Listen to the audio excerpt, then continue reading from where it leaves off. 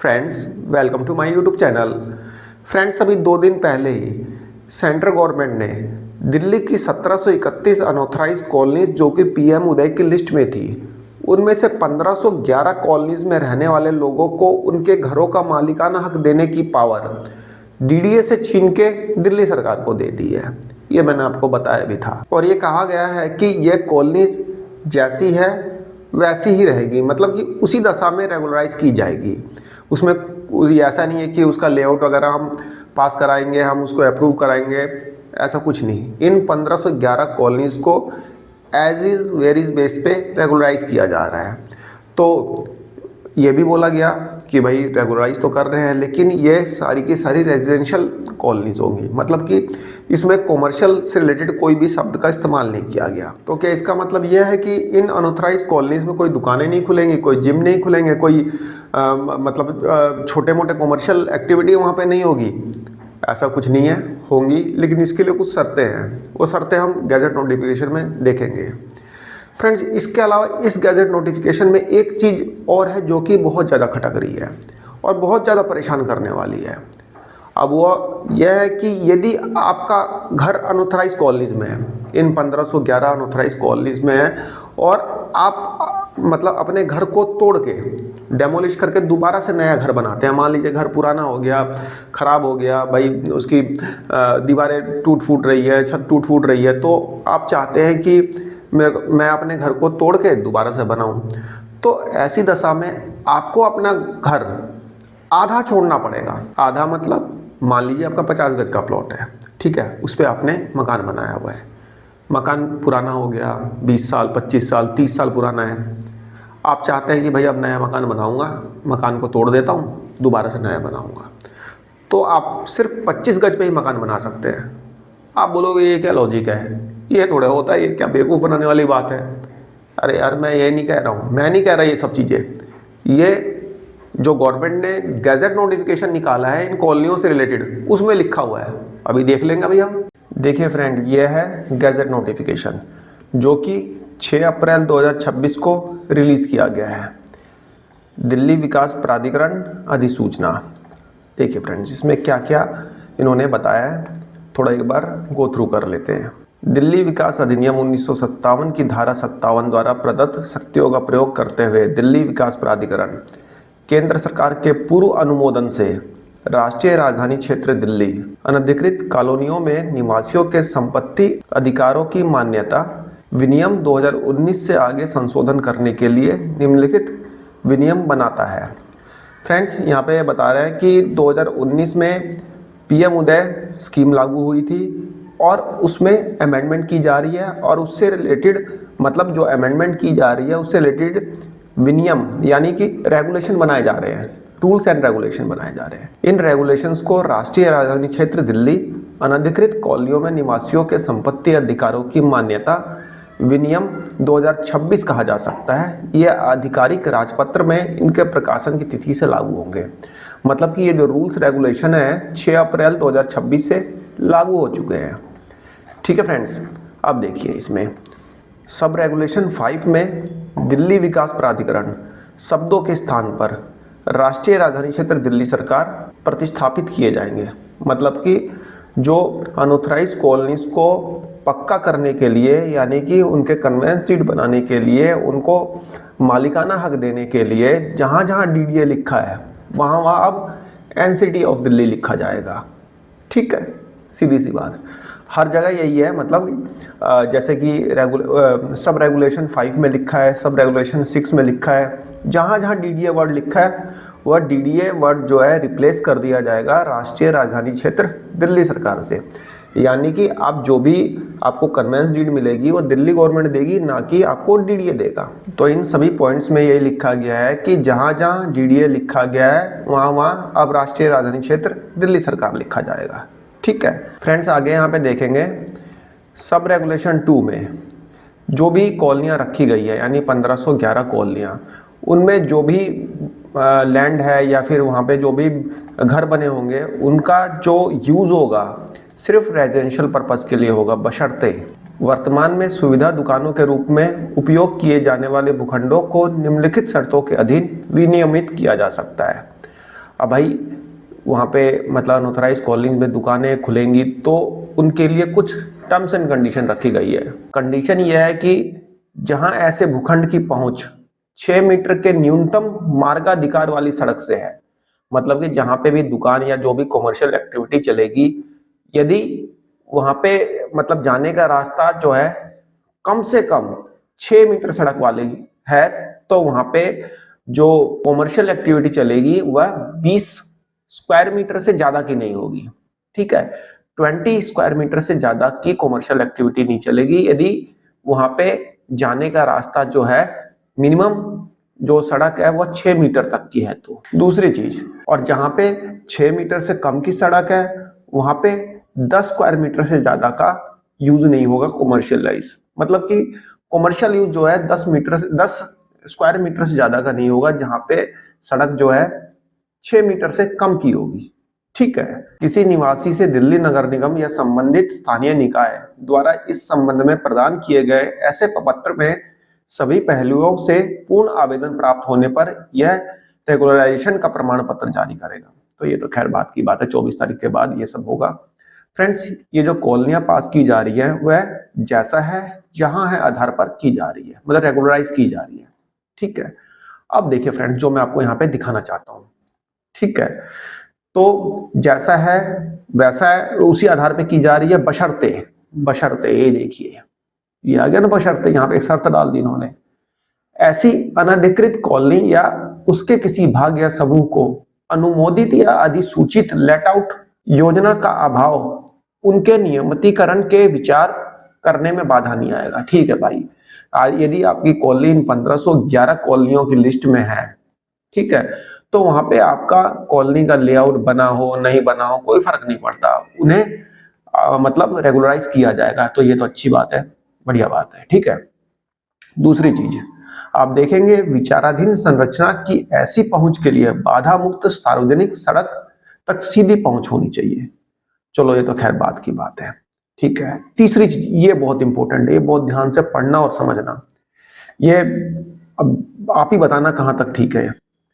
नियमितीकरण मौजूदा संरचना तक सीमित होगा, मतलब कि जो रेगुलराइज की जा रही है कॉलोनी वो मौजूदा संरचना, मतलब यहाँ पे अभी जो स्ट्रक्चर बना हुआ है, सपोज डेट आपका ये घर बना हुआ है तो यहीं तक सीमित होगा, और पुनर्निर्माण, पुनर्विकास, निर्माण ढहाने या संशोधन की स्थिति में स्वामी को संबंधित मार्ग के अधिकार में कमी के 50% के बराबर भूमि सरेंडर करने की आवश्यकता होगी। भाई ये आपका घर बना हुआ है, ठीक है, यदि आप इसको तोड़ के बनाते हैं तो इसमें से 50% लैंड जो है आप सरेंडर करेंगे। क्यों? सड़क वड़क बनाने के लिए, ताकि आंतरिक सड़कों के लिए 6 मीटर और पहुंच सड़कों के लिए 9 मीटर की न्यूनतम पहुंच चौड़ाई प्राप्त हो सके। देख लीजिए, ये बहुत इंपॉर्टेंट पॉइंट है। ये किसी भी न्यूज़पेपर वगैरह में, न्यूज़पेपर तो सिर्फ ये छाप रहे हैं कि हाँ भाई लोगों को मालिकाना हक दे दिया, ये कर दिया, वो कर दिया। अरे भाई ये पॉइंट तो उठाओ, किसी भी न्यूज़पेपर में नहीं लिखा। आज का नवभारत टाइम्स में पढ़ेंगे ना, बहुत डिटेल में दिया है, काफी कुछ दिया हुआ है, वहां पे दुकानें कैसे खुलेंगी, ये कैसे होगा, वो कैसे होगा। इस पॉइंट को कोई नहीं उठा रहा, इस पॉइंट का मतलब समझिए। और देखिए, इसको आप इंग्लिश में देख लीजिए, चलो हिंदी छोड़िए, हिंदी थोड़ा सा कई बार टफ हो जाती है, इंग्लिश में दिखाता हूं आपको मैं। यहाँ पे कौन सा पॉइंट है, यहाँ ये देखिए, हाँ, the regularisation shall be confined to the existing structure, and in the event of reconstruction, redevelopment, demolition or modification, the owner shall be required to surrender land equivalent to 50% of the deficiency in the respective right of way, so as to achieve minimum access width of 6 meters for internal roads and 9 meters for approach roads and the permissible। तो यदि आपका मकान ये बना हुआ है पहले से, ठीक है, तो आप यदि इसको तोड़ के दोबारा से बनवाते हैं तो आपको आधी जमीन छोड़नी पड़ेगी, यदि आपके घर के आगे 6 मीटर की गली नहीं है तो। इस पॉइंट से तो मुझे यही समझ में आ रहा है, ठीक है। बाकी आगे आप देखिए, and the permissible floor area ratio shall be computed on the basis of original plot but may be utilized within the reduced plots area after such surrender। देखिए अब इसको समझिए। देखिए फ्रेंड्स, आपका ये प्लॉट है 50 गज का, मान लीजिए 50 गज का। इसमें आपने 3 फ्लोर बना दिए, 3 फ्लोर बना दिए तो आपका कवर्ड एरिया कितना हो गया? 50 50 50। ठीक है, ये आपका कवर्ड एरिया हो गया भाई। 50 गज का प्लॉट 3 फ्लोर बना दिए तो कवर्ड एरिया हो गया। आपका टोटल लैंड साइज कितना है? 50 डिवाइड बाई 50, तो आपका फ्लोर एरिया रेशियो निकल के आता है 3। ठीक है, 3 निकल के आया। लेकिन जब आप अपने घर को तोड़ के बनाएंगे तो आप आधा घर तो मतलब आधा प्लॉट तो सरेंडर कर देंगे। ये निकल गया आपका आधा प्लॉट, बच गया आपका 25 गज। तो यहां पे ये बोल रहे हैं कि आपका जो FAR रहेगा, फ्लोर एरिया रेशियो, वह जो होगा मतलब ओरिजिनल जो मेजरमेंट होगा, ओरिजिनल प्लॉट एरिया होगा, उसके हिसाब से होगा। अब यहाँ पे देखिए, ये तीनों आप देखेंगे जोड़ने के बाद, मतलब जो कवर्ड एरिया जो था वह 150 था कवर्ड एरिया, 50 से हमने भाग किया क्योंकि 50 गज का प्लॉट था, तो फ्लोर एरिया रेशियो निकल के आ गया यहाँ पे 3। ठीक है, और जब हमारा प्लॉट जब दोबारा बनाने जा रहे हैं तो 25 गज का बच गया, 25 गज हमने सरेंडर कर दिया। तो जो 25 गज का प्लॉट बच गया उसमें floor area ratio shall be computed on the basic of the original plot area.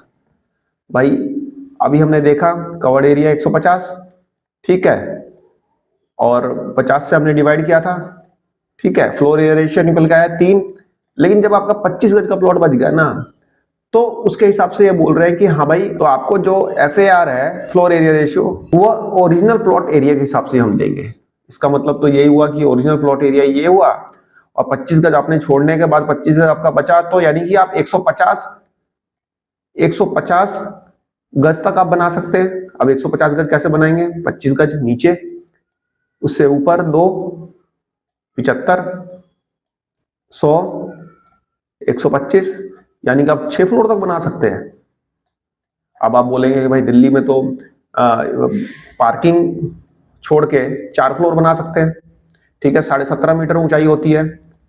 ठीक है, यदि पार्किंग है तो, पार्किंग नहीं है तो 15 मीटर है। ठीक है, यदि पार्किंग नहीं है तो ग्राउंड लेके उसके ऊपर सिर्फ 3 बना सकते हैं। यदि पार्किंग है तो 4 फ्लोर बना सकते हैं। तो क्या आप 6 फ्लोर बनाएंगे?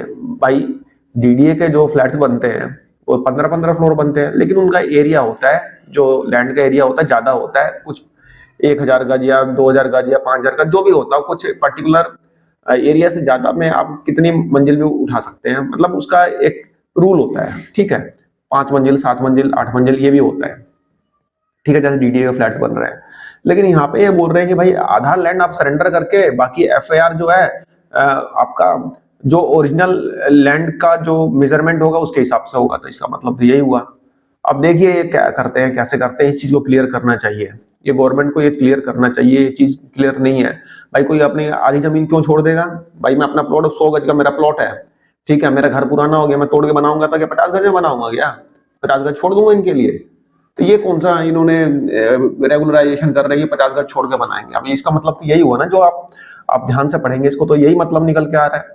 हिंदी में पढ़ लो आप, ठीक है, हिंदी में पढ़ लो। नियमितीकरण मौजूदा संरचना तक सीमित होगा। पुनर्निर्माण, पुनर्विकास, निर्माण, ढहाने या संशोधन की स्थिति में स्वामी को संबंधित मार्ग के अधिकार में कमी के 50% के बराबर भूमि सरेंडर करने की आवश्यकता होगी, ताकि आंतरिक सड़कों के लिए 6 मीटर और पहुंच सड़कों के लिए 9 मीटर की न्यूनतम चौड़ाई प्राप्त हो सके। तो भाई ये क्या मतलब हुआ? और अनुमेय तल क्षेत्रफल अनुपात की गणना मूल भूखंड क्षेत्रफल के आधार पर की जाएगी, लेकिन ऐसे सरेंडर के बाद कम भूखंड क्षेत्रफल के भीतर उपयोग किया जा सकता है।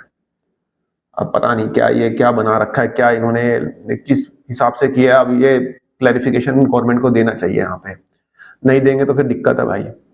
यहाँ पे ऐसे कच्ची कॉलोनियों में लोगों ने मकान बना रखे हैं भाई, वो तो 30 साल 35 साल बाद तो पुराने हो ही जाते हैं। अब इसका मतलब तो यही हो गया कि भाई ये तो लीज होल्ड हो गई, फ्री होल्ड तो हुए ही नहीं, आधी जमीन छोड़ दो। अब 6 मीटर कहाँ पे सड़क है भाई? है 6 मीटर 9 मीटर कहाँ पे सड़क है, कहाँ पे गली है? लोग 10-10 फुट की गली में रह रहे हैं, 10 फुट 15 फुट। अब यहाँ पे तो ये थोड़ा सा यहाँ पे दिक्कत वाली बात है। बाकी देखिए, अब बात आती है कि भाई इसमें कौन कौन सी कॉलोनियां शामिल है। भाई कॉलोनियों की लिस्ट भी तो पता होनी चाहिए। फ्रेंड्स अभी ये लिस्ट रिलीज नहीं की है, लेकिन 2014 से पहले 1000 के आसपास कॉलोनियों को रेगुलराइज करने के लिए प्रोविजनल सर्टिफिकेट दिया गया था। उसकी लिस्ट आई हुई थी और वे लिस्ट जो है, मतलब वे कॉलोनियां इसमें 99.9% शामिल है। ठीक है, 99.99% शामिल है। और वो लिस्ट मैं आपको दिखा देता हूँ। फ्रेंड्स, शीला दीक्षित गवर्नमेंट ने इन कॉलोनीज को प्रोविजनल सर्टिफिकेट दिया था रेगुलराइजेशन का। तो ये 1000 के आसपास कॉलोनियां हैं। ठीक है, 1000 से ज्यादा, ये 1218 है। ठीक है, तो ये लिस्ट मैं आपको डिस्क्रिप्शन बॉक्स में दे दूंगा। बाकी जो गैजेट नोटिफिकेशन है तो उसका लिंक भी मैं आपको डिस्क्रिप्शन बॉक्स में दे दूंगा, आप देख लेना। ठीक है फ्रेंड्स, तो फ्रेंड्स यहाँ पे छोटी सी इंफॉर्मेशन दी, आई होप आपको पसंद आई होगी। धन्यवाद, नमस्कार।